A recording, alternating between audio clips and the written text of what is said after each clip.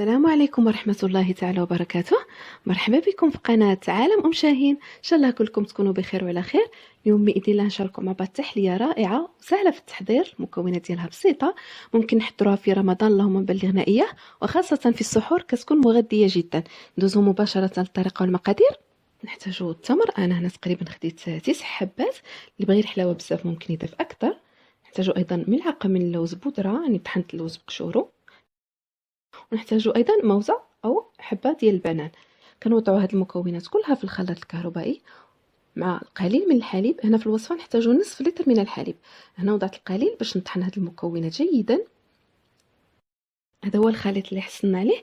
كما كتلاحظوا طحناه جيدا باش ما يبقاولناش دوك الحبيبات او قطع ديال التمر. هنا اللي بغى يصفيه ممكن، ولكن صراحه من الاحسن نخليوه باش يحافظ على ديك القيمه الغذائيه ديالو، وحتى اللون ديالو كيجي زويون.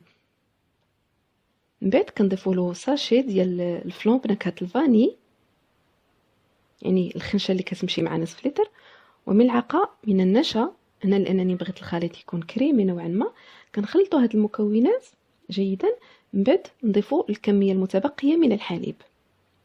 بالنسبه للسكر، الناس اللي بغاو الحلاوه بزاف ممكن يضيفوا السكر، انا بالنسبه ليا كان التمر كافي. من بعد كنوضعوه فوق نار مهيله مع التحريك المستمر حتى كيعقد، كيبدا كيغلي. كنزيلوهم فوق النار ونصبوه مباشره في كؤوس التقديم، لانه كيعقد بسرعه، يعني ضروري العمليه تكون بسرعه. من بعد ما يبرد كنوضعوه طبعا في الثلاجه. بالنسبه للتزيين كيبقى طبعا اختياري. انا هنا وضعت القليل من الكوك اي جوز الهند، القليل من اللوز، والقليل من لي سوريز المجفف، يعني لاعطاء واحد اللون فقط. ثم طبعا كيبقى الاختيار لكم. من بعد زينت بالقليل من الكراميل. كان سبق لي وحطيت فيديو لتحضير كراميل اقتصادي ب3 مكونات فقط، بدون حليب بودرة وبدون كريمة، واقل من 5 دراهم. بالنسبه للبنات اللي ما شافوش الوصفه، نخلي لكم ان شاء الله الرابط في صندوق الوصف او في نهايه الفيديو.